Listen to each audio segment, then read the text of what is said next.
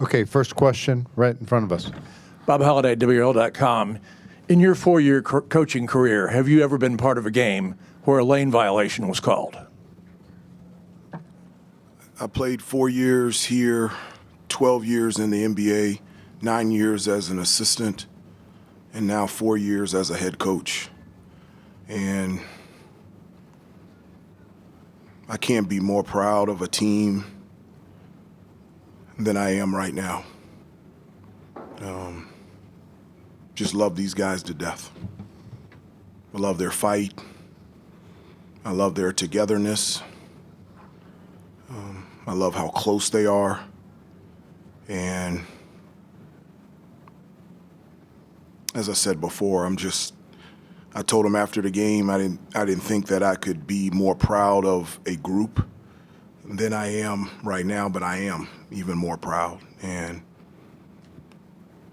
I thank Jesus every day that I get to be their head coach. Is that an appropriate call?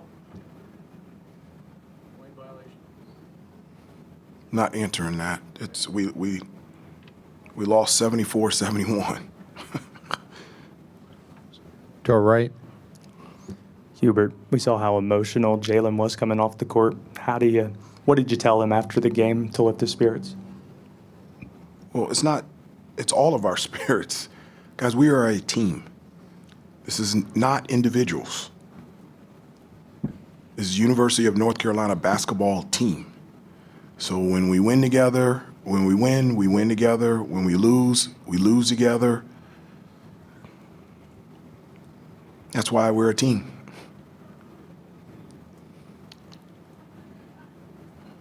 Okay, we'll take questions for RJ. Front row. RJ, Brett Friedlander, Saturday Down South. I know it's out of your hands now, but do you think that you've done enough to get in, especially after taking the #1 team to the wire like this?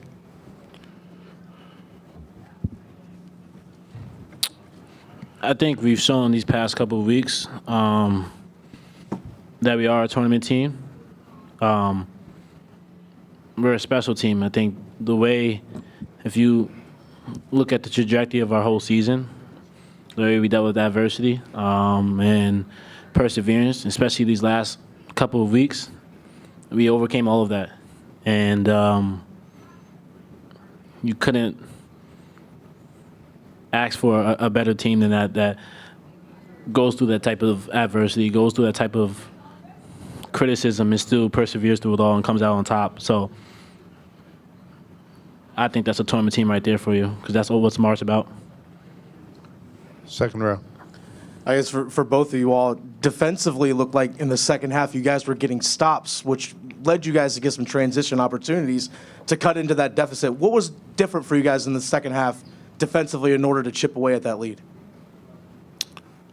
The competitive fight, I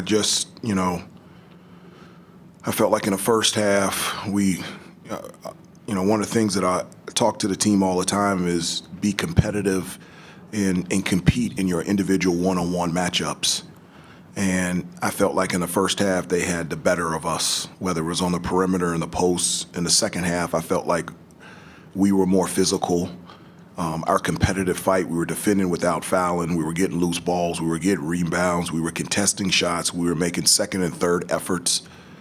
And you're right, that allowed us to get stops and allowed us to get out in transition. And that was the #1 determining factor of us being able to come back and outscore them by 18 in the second half. It was all defense and rebound. Reminder, let's address questions to RJ right now, and we'll finish up with Coach. Back of the room. Thomas Bray, Collegiate Times. RJ, in your time here at North Carolina, what do you think makes this game, this rivalry, unique from the other ones in college basketball? I mean, I think anytime you put on this jersey and you're going against Duke, it's an opportunity to be part of history. And I've been fortunate and grateful enough to play in a lot of games that I'll cherish and remember for the rest of my life. But I just think with this team, and in this year group of guys, I think to be down 20 in the first half and then fight our way back all the way down to the minute and a half, I mean, I don't think a rivalry gets better than that. It was a gritty game, and I'm just proud of the way we, not just only against Duke, but just this whole tournament and all year, we consistently battle and compete at a high all-time level. So it just happened that we just had to play Duke and be a part of a rivalry. Next question, far left. R.J. David Teal with the Virginian Pilot.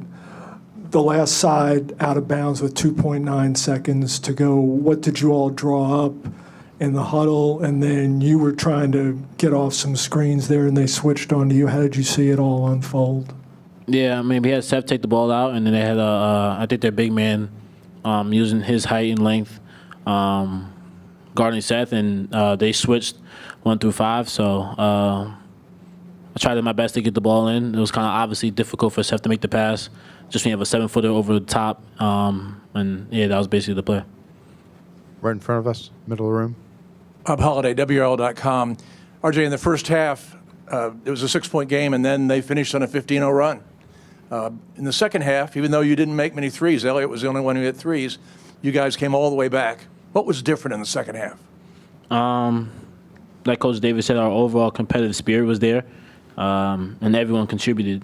We had 4 guys in double figures, and a lot of guys made a lot of plays that allowed us to get back into the game. And it was a team effort, and that's all you can ask for when you're trying to claw back into the game. So I'm just proud of the way every time we came in the huddle, we said, just take it possession by possession, just keep chipping away. It was a 12-point game. Next thing you know, it was a 4-point game.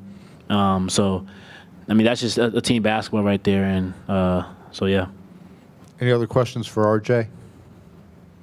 Okay, RJ, thank you. Thank you. Head of the locker room. Nice work. Okay, questions for Coach? Right here in the aisle. Coach, right here, Tim Donnelly, 99.9 The Fan. Yesterday, some of your players talked about yesterday's game as one that maybe they wouldn't expect or didn't think they would have won in November. How do you think this team reacted differently kind of since the Clemson loss to a deficit at half today versus how they might have reacted earlier in the season when they were struggling a little bit more? Well, I mean, actually, at halftime, we talked about examples earlier in the season, Michigan State, Dayton, Kansas, where we were down double digits, 20 points, and we were able to come back. And so I said, unfortunately, we have experience in this and experience being able, and fortunate that we have experience of being able to come back, and that, going into the second half, 20 minutes, there's so much can happen. And so I broke it up in 4-minute parts. I said, let's win the first 4 minutes. At the 12-minute mark, let's cut this thing down to 15 or 12. 8-minute mark, let's cut it to single digits, and 4-minute mark, we're right there. It's a 2-possession game, and it was at the 4-minute mark. It was 6 points, and I said, guys, look at the score. And I said, is it a 2-possession game? And they said, yeah. And I said, we're right there. And I said, we're building, we're getting stronger. And so I think, unfortunately, fortunately, being in that experience earlier in the year, we were able to draw upon that and understand that there was a lot of basketball to be played in the second half. Back right. Michael Coe, WCHL, chapelboro.com. Hubert, what can you say about what Venn did for you guys today? 20 points, 10 rebounds. His, I believe, 4th double-double in the last 5 games. He obviously helped you guys immensely in the paint. Well, he did. I mean, not just his scoring, his defense, his rebounding, keeping the ball alive, running the floor. It's been consistently at a high level for a while, and giving us that inside presence alongside, our ability to score from the outside has really helped us out offensively. And I just thought, again, Ven's activity, Duke, even without, Malik and Cooper, they still have tremendous length. And so for Ven to be able to do what he did against, a long and athletic team was exactly what we needed to be able to get back into the game. Third row in the aisle. Excuse me, David Hale with ESPN. Maybe to build on that a little bit, this is now the third time you've played Duke, but the first time that Cooper has not been on the court. Curious how much different was the matchups than you maybe were anticipating based on your past games against them, and did that kind of throw any wrenches in the first half, just in terms of maybe what you were expecting versus what reality was without him on the court?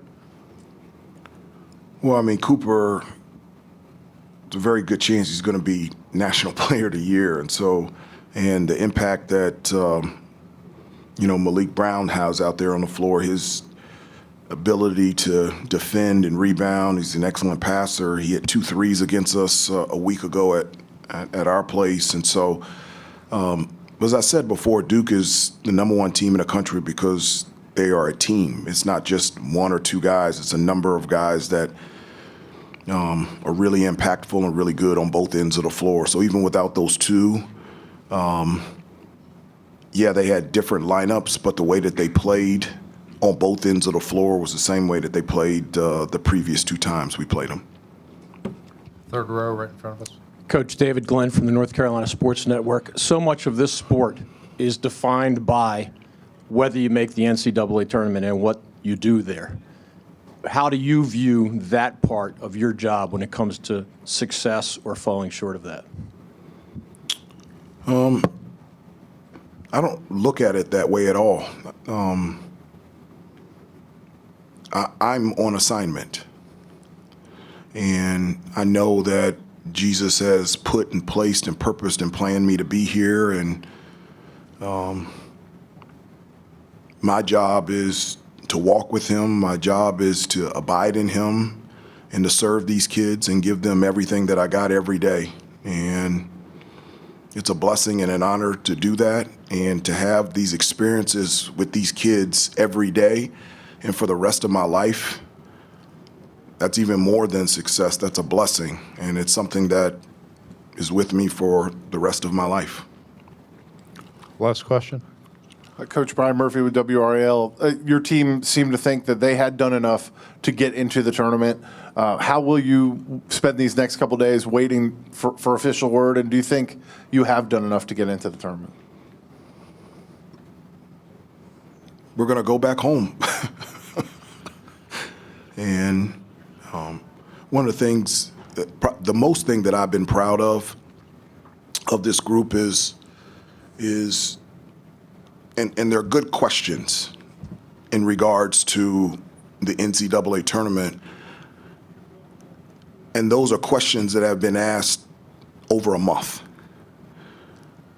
And for our guys to stay focused on what is real, and that was being the best team that we could become, continue to prepare, practice, and play.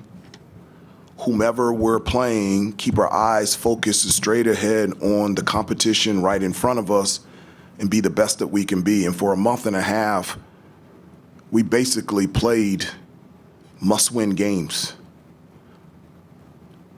And in that situation, our team played the best. That's pretty cool from a bunch of kids. And so you want to talk about success or proud, I can go a number of different directions on that one. Okay, thank you. That was too good of an answer. That's a good one. Thanks, Coach. Sorry.